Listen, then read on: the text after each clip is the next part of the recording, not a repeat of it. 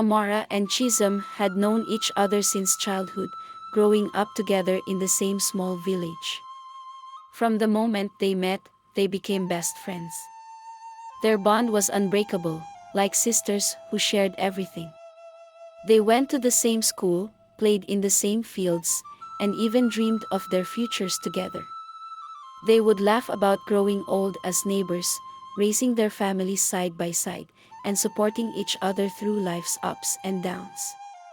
As they grew older, their lives started to take different paths. Chisom married a kind, hardworking man named Chinidu, and together they built a life full of love and joy.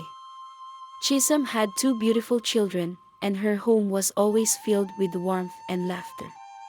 Amara, on the other hand, remained single.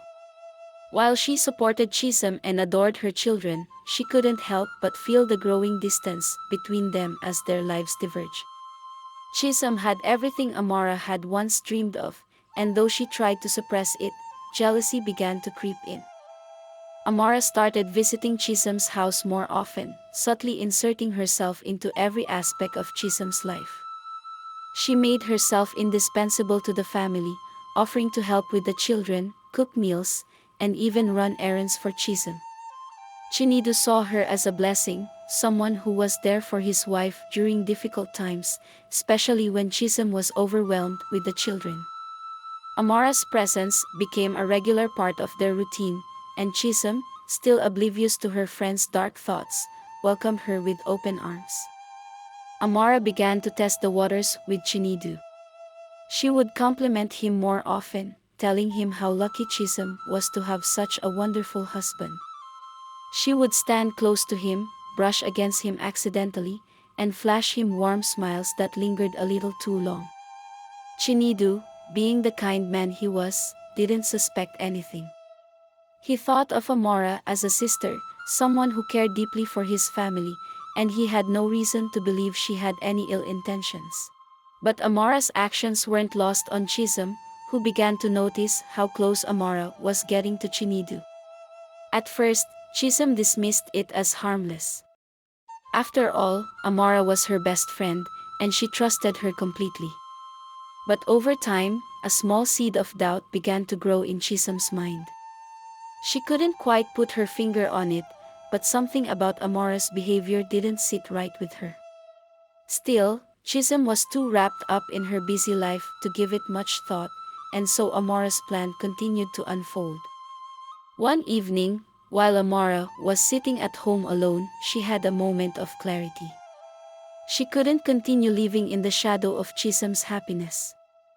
The jealousy that had once simmered quietly inside her had now turned into full-blown resentment. She had wasted enough time watching from the sidelines. If she wanted to be happy, she needed to act.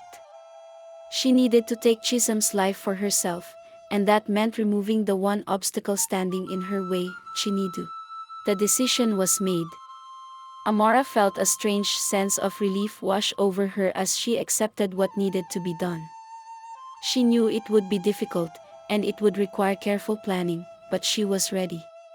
For the first time in a long while, Amara felt like she was in control of her destiny. She spent the next few days thinking about how she would carry out her plan. She needed something subtle, something that wouldn't raise suspicion. After much research, Amara settled on using poison. It was the perfect solution, a slow-acting poison that would mimic a natural illness. Chinidu's death would appear tragic but not suspicious, and no one would ever suspect her of foul play. Amara began to feel a twisted sense of excitement as she prepared for what was to come. She purchased the poison, hiding it away in her purse, and waited for the right moment to put her plan into action. Amara didn't have to wait long for the perfect opportunity. One evening, Chisom had to visit her mother in another town, leaving Chinidu and the children at home. Amara, as usual, offered to come over and help Chinidu with dinner and the children. Chinidu gladly accepted, grateful for her help. Amara arrived at the house, her heart racing with anticipation. This was it, her moment to act. As she prepared the evening tea, Amara took a deep breath and slipped the poison into Chinidu's cup. Her hands shook slightly, but she kept her face calm, forcing herself to act naturally. Chinidu, unaware of the danger lurking in his drink, smiled at her as he took the cup. They chatted casually, just like they always did, as Amara watched him sip the tea. Every word out of her mouth felt rehearsed, every gesture carefully calculated. Hours passed, and nothing happened. Chinidu seemed fine, and Amara began to doubt whether the poison had worked. But she knew that it was slow-acting and that it could take days for the symptoms to appear. As she left the house that night, she couldn't help but feel a mix of fear and exhilaration. The plan was in motion, and now all she could do was wait. 2 days later, Chinidu began to feel unwell. At first, it was just mild discomfort, stomach pains that he attributed to something he had eaten. Chisom noticed but didn't think much of it. People got sick all the time, and Chinidu was a strong man. He would recover soon enough. But as the days went by, his condition worsened. The stomach pains became unbearable, and he started vomiting frequently. Chisom grew increasingly worried as Chinidu's health continued to decline. She insisted he see a doctor, but the doctors couldn't find anything wrong with him.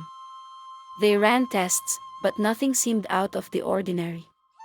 Chinidu was prescribed some medication for what they thought was a stomach infection, but it did little to ease his suffering. Chisom spent every moment she could caring for him, her heart breaking as she watched the man she loved grow weaker by the day. Amara, on the other hand, was inwardly celebrating. The poison was working just as she had hoped.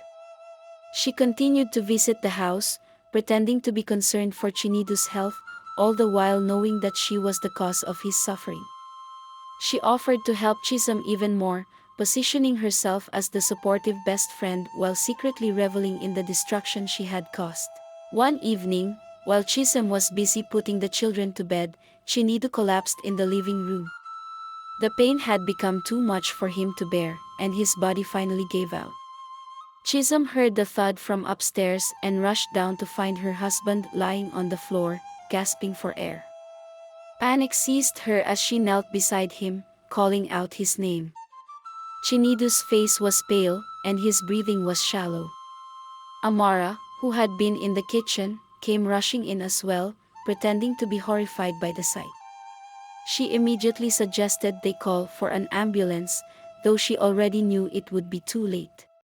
As they waited for help to arrive, Chisom held Chinidu's hand, tears streaming down her face.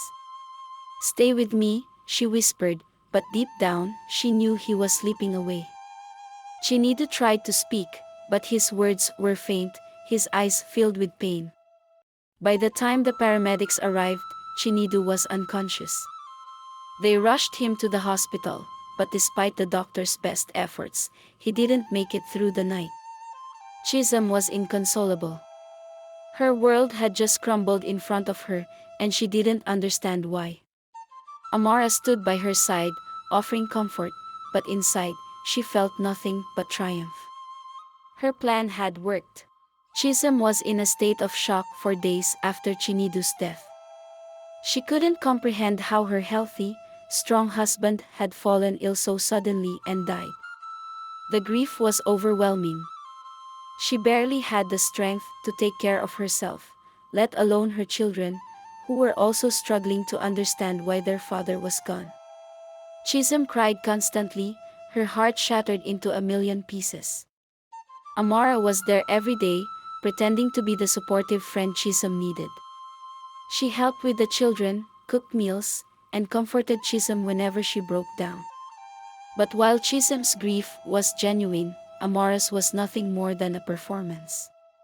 Inside, she was already thinking about the next phase of her plan, how she could fully insert herself into Chisom's life now that Chinidu was gone. To the outside world, Amara looked like a hero. Friends and neighbors praised her for being such a good friend, for stepping in during Chisom's darkest time. Chisom, too consumed by her grief, didn't realize how deeply Amara had already ingrained herself into her home. Little by little, Amara was taking control, and Chisom, blinded by sorrow, was completely unaware of what was happening. As the weeks went by, Chisom found it increasingly difficult to manage the household on her own. The children needed attention, the house needed upkeep, and she was struggling with the immense burden of grief. Amara, seeing her opportunity, suggested that she move in temporarily to help Chisom get back on her feet. She framed it as an act of love, telling Chisom that she didn't want her to be alone during such a difficult time. Chisom, feeling overwhelmed and desperate for help, agreed. She trusted Amara completely and was grateful to have someone she could lean on. Amara moved into the spare bedroom, but it didn't take long for her presence to be felt in every corner of the house. She took over the household chores, organized the children's schedules, and even started making decisions about what the family would eat for dinner. It seemed like a kind gesture, but in reality, Amara was slowly taking control. Chisom was too deep in her grief to notice the subtle shifts in power. Amara's influence grew stronger with each passing day, and soon she was the one running the household. Chisom, still grieving the loss of her husband, had no idea that she was also losing control of her life. Amara was now a permanent fixture in Chisom's home. She acted like a second mother to the children, who had grown attached to her during the time she spent helping them after their father's death. She cooked their meals, tucked them into bed, and even helped with their homework. Chisom, though grateful for the help, began to feel a strange sense of discomfort. It was as if Amara was slowly replacing her in her own family. The children started asking for Amara when they were hungry or upset, and they seemed to go to her more than they went to Chisom. This hurt Chisom deeply, but she didn't know how to express it without seeming ungrateful. After all, Amara was doing so much for her, how could she complain? Still, Chisom couldn't shake the feeling that something wasn't right. Amara, of course, noticed Chisom's discomfort but said nothing.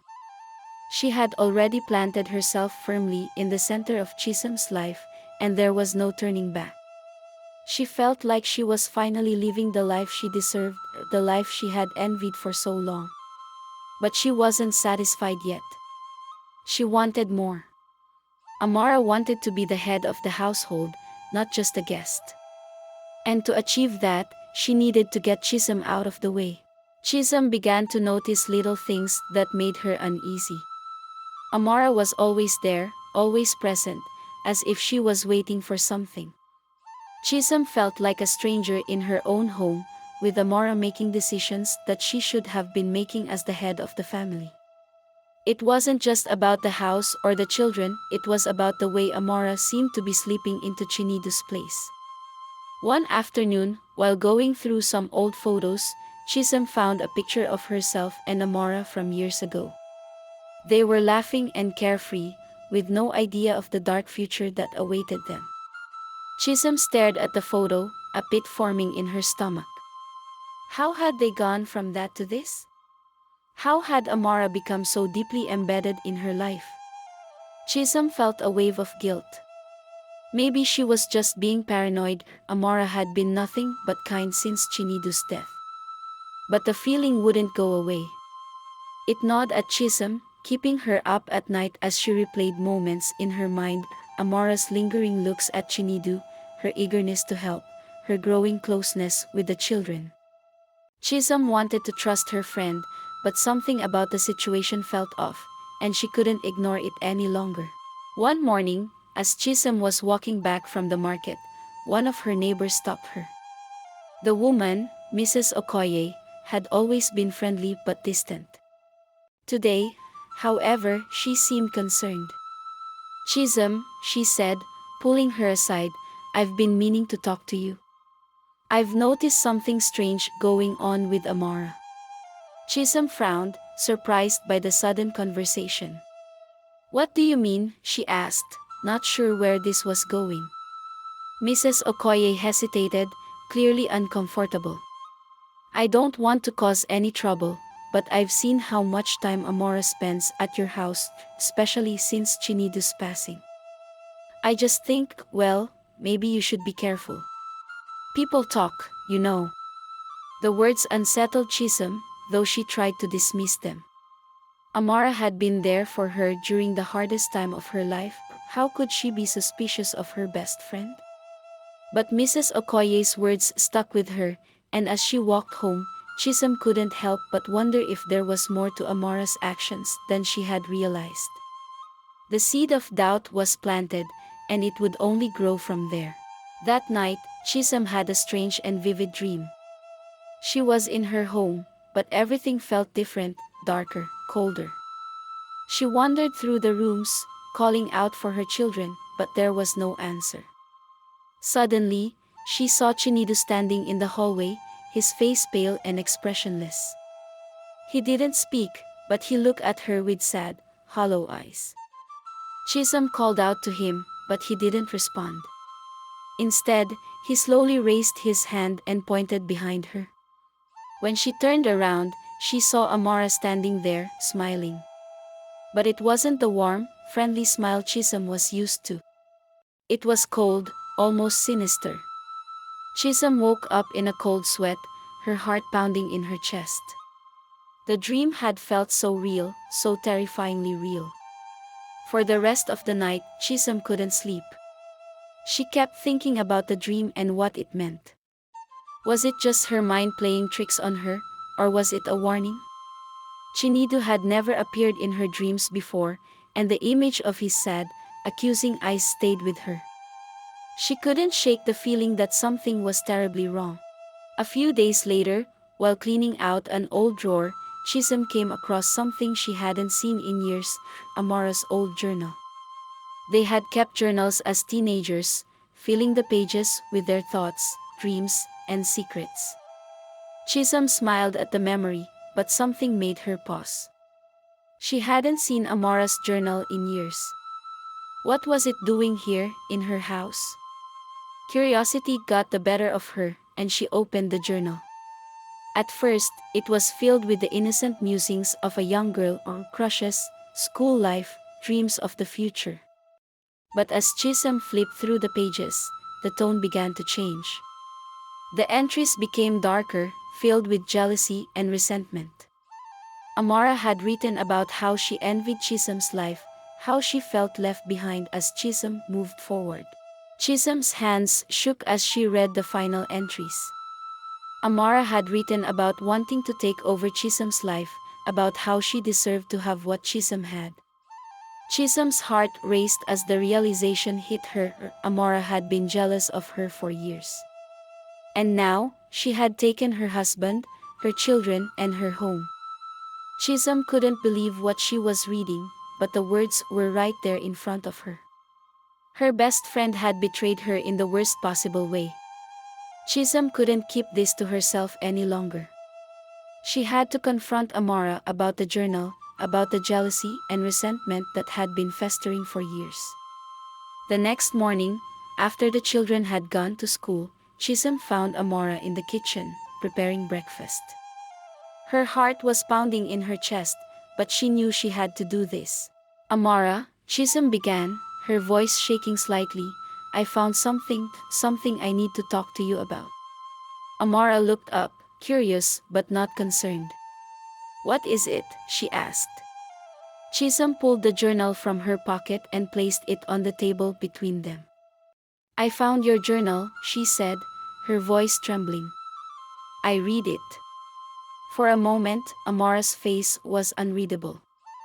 Then, slowly, her expression hardened. That's from a long time ago, she said flatly. It doesn't mean anything now. But Chisom wasn't convinced. The words in that journal were too raw, too recent to be dismissed as old feelings. You wrote about wanting to take my life, Amara, Chisom said, her voice rising. You wrote about wanting what I have.